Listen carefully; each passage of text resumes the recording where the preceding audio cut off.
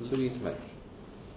To draw you out on a question I put to Mr. James Murdoch at the end of our last session, which is the wider culture of hacking, blagging and private detectives within Fleet Street, and to what extent the News of the World felt justified in its internal culture, in those practices, because everybody was doing it, if you like.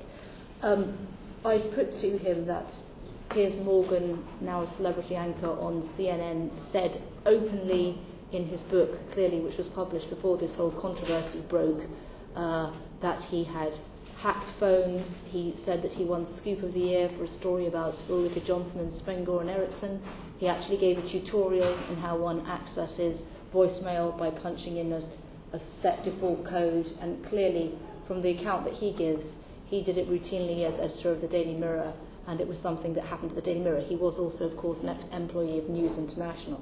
We've been talking about Operation Motorman and the different amounts of use that was made of Steve Whitmore by various members of Fleet Street. And I went through the Information Commissioner's report and I added them up.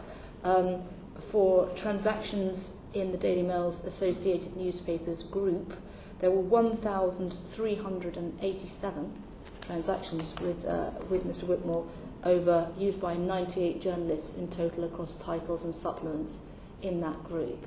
Is it not obviously the case then that blagging, hacking, the use of private investigators for licit and illicit purposes was an absolute culture of Fleet Street, and that the News of the World participated in its illegal activities maybe with a sense of entitlement, the same entitlement that Mr. Morgan shows in his book, because everybody else was doing it? Is that not the case?